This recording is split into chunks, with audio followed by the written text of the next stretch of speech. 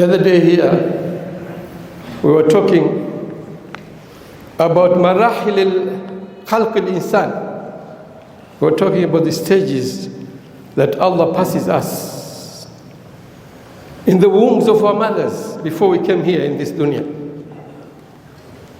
Nutfa, alaqa, mudghah, idhaman, كسونا العظام لحما ثم شاناه خلقا آخر فتبارك الله أحسن الخالقين. That we pass through a drop, alaqa, and all these stages.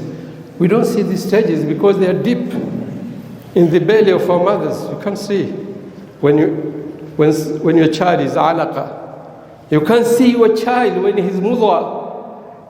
But these are stages that pass inside. And Allah, many places in the Noble Quran, has narrated this. So naturally, now we come to the other end of life. Hadimul Ladhat, the thing that cuts all these simple, tiny pleasures of this dunya. And the marriage jababirat, and also destruction, eradication of arrogant tyrants. Because every day we hear Muslims being killed in Palestine, being killed Uyghurs in China, and here near our neighbor, Ethiopia, we've heard they've been destroying masajid, destroying mosques. Even in China, they're destroying mosques. They're killing Muslims, children, women, all of them. Whenever they get a chance, they just slaughter them as if they're nothing. So, and you know that the power of Allah, like we said, alaqa mudghah, these are the powers of Allah in creating a human being. They're all hidden. Every day Allah subhanahu wa ta'ala creates 70,000 malaika. And you know malaika is like you and me. When malaika stands here, the shoulder has reached the first heaven. Huge creatures, and they also got wings. Like Sayyidina Jibreel, say 600 wings. They can fly and they're huge creatures. 70,000 every day.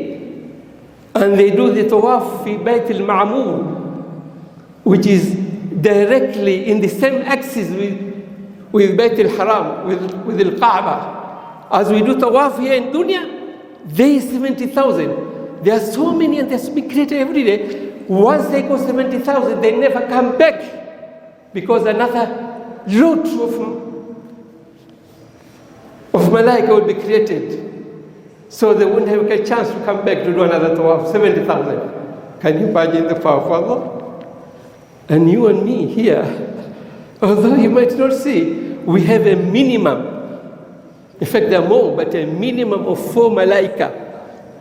Fil yamin wa fil yasar. They are writing our deeds. What you say, what you talk, what you do, they are writing, busy writing. Can you see them? You can't. Another malaika in front, another malaika behind. يَحْفَظُونَهُ مِنْ أَمْرِ اللَّهِ. They're protecting you and me because of the command of Allah, by the command of Allah. Look at the love of Allah subhanahu wa ta'ala. Even in special angels to protect us, although we don't see them. And of course, there were so many at the doors. They were writing, Salim came first in this masjid. Umar came second in this masjid. That big register of Allah. And when the khatib goes up the mimbar, they close the registers and they are sitting with us, listening to this khutbah, and they will pray with us. They hear plenty, although we don't see them. But not in death. In death of Allah, the death in death, the power of Allah is very clear. Aina Fir'aun? Where is Fir'aun? Aina Abu Jahl? Where is Abu Jahl? Look at the way Allah Dammarahu, destroyed him. Did he use a rocket? Did he use a drone? Did Allah use a kumbula, a big bomb? Did he use a rasas? Did he put a bullet in between the eye of Abu Jahl? No. Did he use Abtalullah, Batalun, the heroes of Allah who were fighting in the battle, in the Jaysh of Sahaba? There was Sayyidina Hamza ibn Abdul Muttalib, strong man, hunter. Sayyidina Ali, when he does this, the head goes that side, the body goes on the left, on the other side. Separates. Not one stroke of Sayyidina Ali, he would have separated the head of Abu Jahl so that it falls on that side and the body of Abu Jahl falls on the other side. But he didn't use Sayyidina Ali. He didn't use Hamza, Allah subhanahu wa ta'ala. He used young boys. Mu'adh wa Mu'awwidh min al-Ansar. Young boys. Gulamaini, they don't even reach 16 years. And in the battle, one was on the right side, and on the other side of Abdurrahman ibn Auf, radiallahu anhu. And this one on the right, he was pulling like this on Abdurrahman. And the other one was pulling on this side. So this one, Mu'adh, was asking, oh uncle, show us Abu Jahl.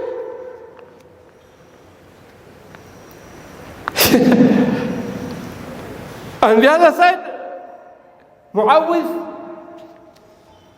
a young boy from the Ansar of Medina, asked, he says the same thing. Show me who's this Abu Jahl? Where is he?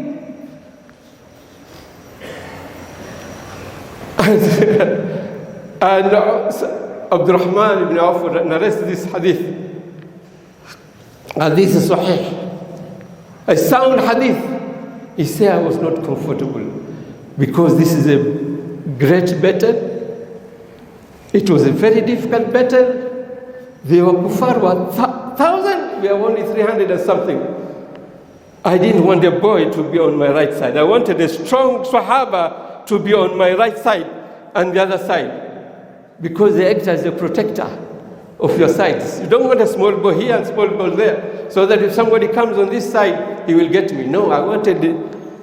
But then soon after, he saw, ذاك الرجل, ذاك صاحبكم, that guy is what you're looking for. So Mu'adh, the young boy, went right towards Abu Jahl. And Abu Jahl was standing on a horse. He was very bad. This young boy is short, he's on the ground. And Abu Jahl is tall and he's up on a horse. How can he reach him there? He couldn't. So he cuts his left leg. And it torn into two pieces. One piece flies off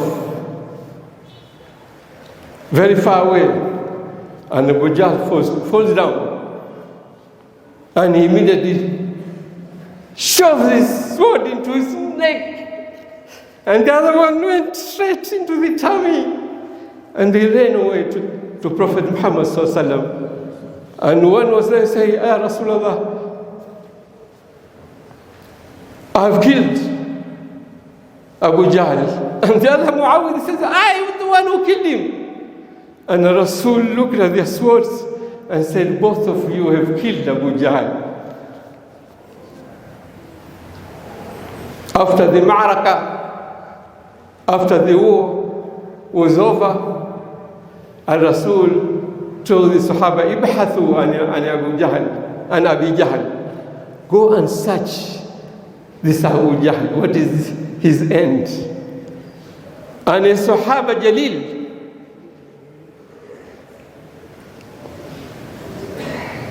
Sahaba Jalil, Abdullah ibn Masud.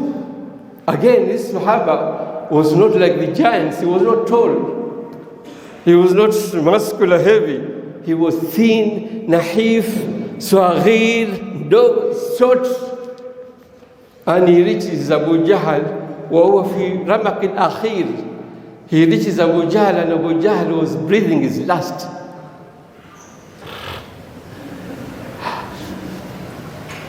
Abu Jahl asked Abdullah ibn Masud, لماذا غلب اليوم? Who has won? Who has succeeded today? Abdullah ibn Masud replies, Lillahi wa rasuluhu. It is Allah subhanahu wa ta'ala and his messenger who have won the battle today.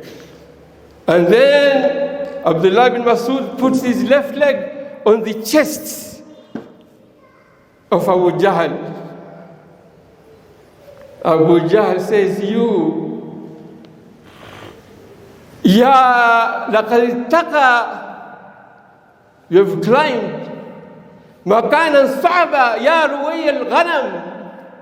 You know, Abdullah ibn Masud he was not rich, he was poor. And his job, he didn't do a lot of tijara to Sham and other places.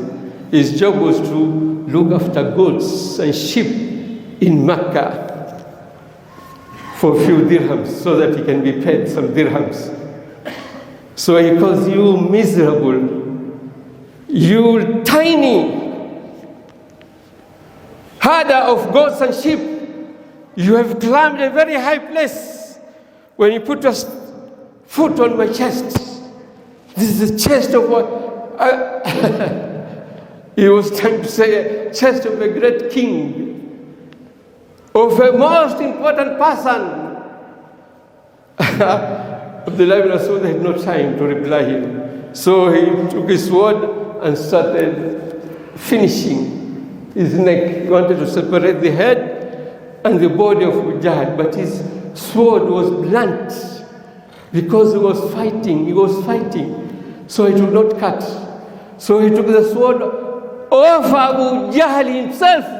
He took it out and separated the head and the body of Abu Jahl. Now here comes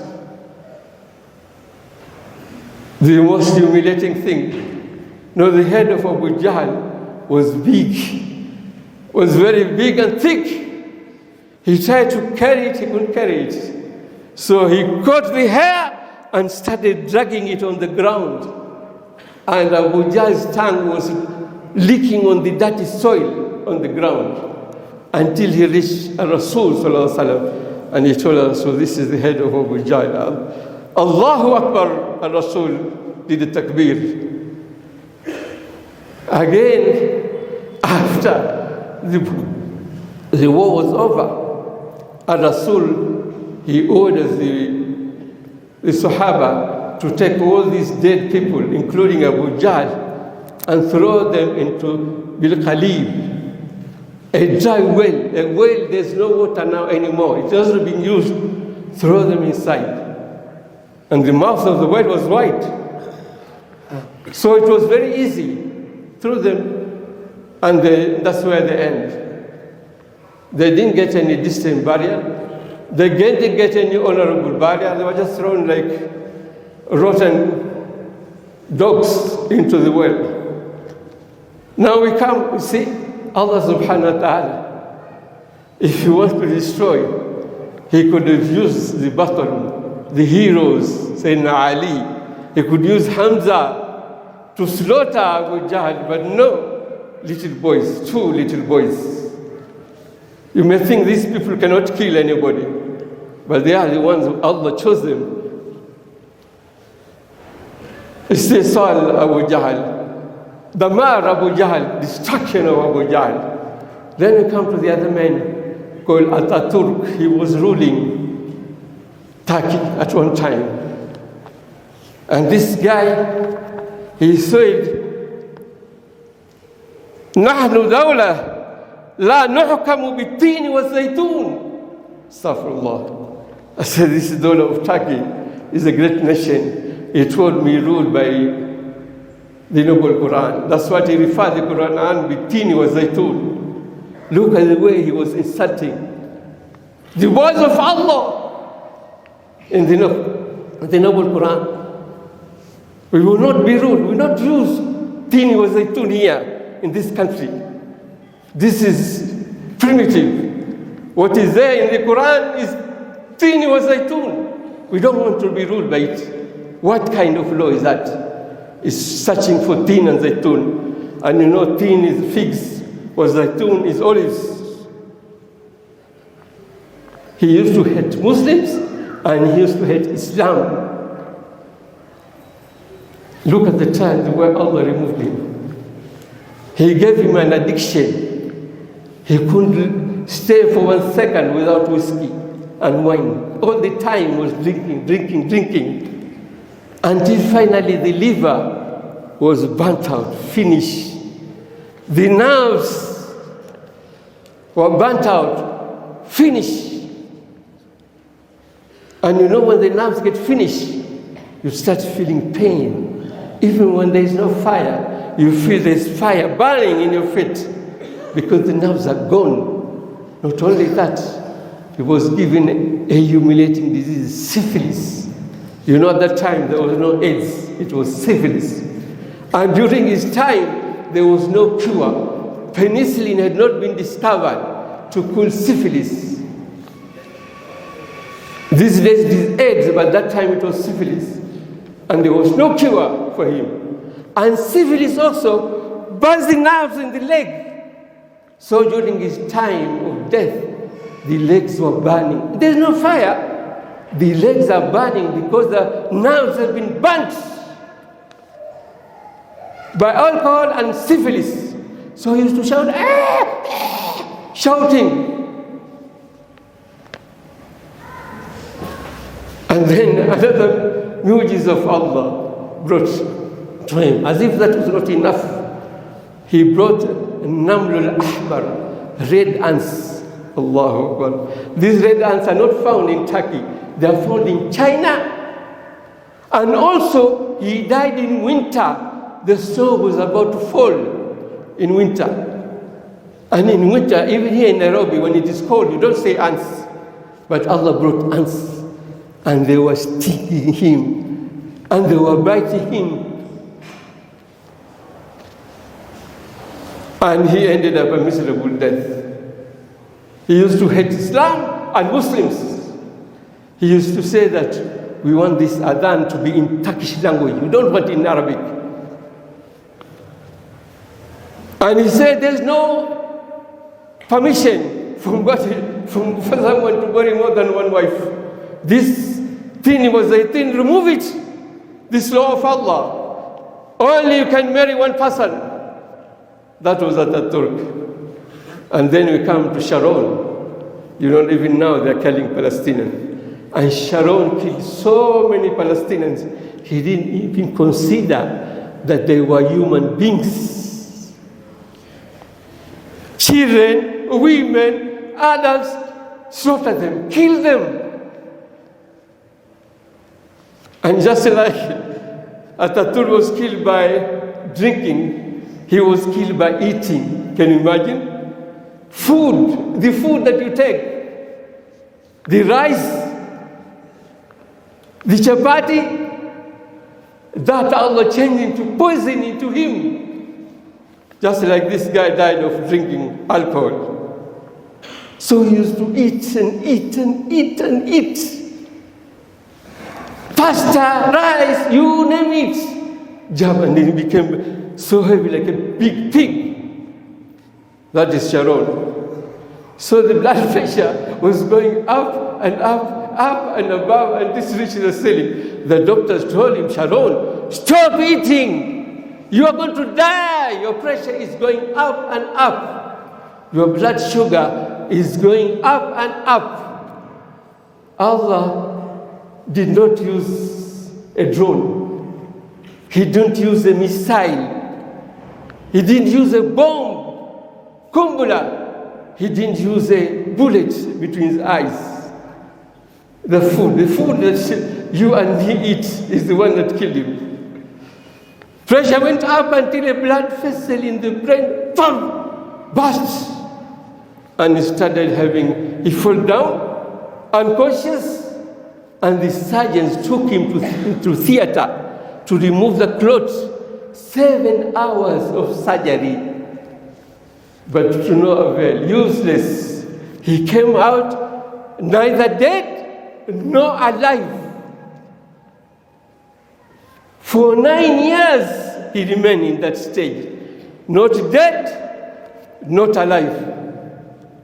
He was being fed, he was being washed. Despite that, the body started stinking because half of the body is dead and the other half is not dead. It started stinking and it started becoming very ugly. So you know what they did? They made a wax model, a plastic model. So if you say, I want to see Sharon, they'll tell you, look at that, this is Sharon. They couldn't show you, they are ashamed of showing you. Not only that, they kept 2 power soldiers guarding his room, one here, one there. Now who would want to? They thought that somebody will come and take revenge. They thought that a Palestinian will come and take revenge on Sharon. Who will take a revenge on dying, dead, stinking, ugly, half dead of Sharon? For 9 years he remained that stage. So the Sakarat al-Maut was just going on and on and on. Then finally we come to this Lion of Judah. It's not very far from here, in the north of Kenya. This guy, Lion of Judah, emperor of this country, he says that he's going to starve the Muslims in his country until the Muslims become kuffar. They will leave their religion because of starvation. I will deny them because it's the emperor. People used to do ruku whenever he passed, as if he's God. They used to do sujood. But look, Allah again didn't use an RPG. Rocket-propelled grenade. No, he didn't say, threw a big grenade on his face. No. He was put in a hut, and there was only one soldier to guard him. I don't know why they kept a soldier, because he was old, frail. He couldn't run away, but still they kept one soldier. So this soldier, 2 plates are brought for him to eat. The soldier, he said, this food is not enough for me. So he ate the food of this Lion of Judah. He ate both plates. Being an old man, more than 80, more than 90 years, he couldn't survive 2 days of starvation. The same starvation that he said he will starve the Muslims, he was starved. Of course, he died. Now here is the humiliation. You know this guy, when John F. Kennedy died, he was shot in America. He flew all the way from his country to go and bury J.F. Kennedy. And so many kings, he went to bury them. He didn't even get a decent, or we call a burial, or whether it's a decent or undecent. Because the soldier, he said, why should I tie my muscles? Digging for this miserable guy. He's dead, he died of starvation. The same starvation that he wanted to starve Muslims. He has died of it, finished. So there was a pit latrine. And you know, Abu Jahl was thrown in a well which was dry. No well has got a big mouth. So to throw him is very easy. Now imagine this great, great or miserable Lion of Judah. You want to push him into a toilet, and the mouth of toilet is this size. And his head, like Abu Jahl, is big. So the soldier, he was stepping on his head so that he can pass through the toilet. And then he went up among the maggots and the flies there with excreta of human beings. Lion of Judah, what kind of lion excreta. Rotting away. They say they want to search for his bones as a fresh so that they gave him a burial, because he never had a burial. But where will you get the bones? They're all stinking. They're all rotten among the human excreta. You see, Allah, all these Jababirat, these tyrants are never killed. Now in the second half of the khutbah, we'll talk now of the marahil, the stages of death that are in the Noble Quran. Because Allah says, وَجَاءَتْ سَكَرَةُ الْمَوْتِ بِالْحَقِّ ذَلِكَ مَا كُنْتَ مِنْهُ تَحِيدٌ. The stupor, the loss of consciousness, the coma, and the pain of death will come. In truth, and the person dying, you'll be sure that you used to run away from death because you went to South Africa, you went to India to get treatment. Running away from death, it has come now. So sakarat is a pain, because Rasul Sallallahu Alaihi Wasallam used to say, La ilaha illallah, inna lil mawti la sakarat. None is worthy of worship. Indeed, in death there is pain. And in Allah subhanahu wa ta'ala, out of his great favor, he tells us things. Well, first of all, he tells us the stages.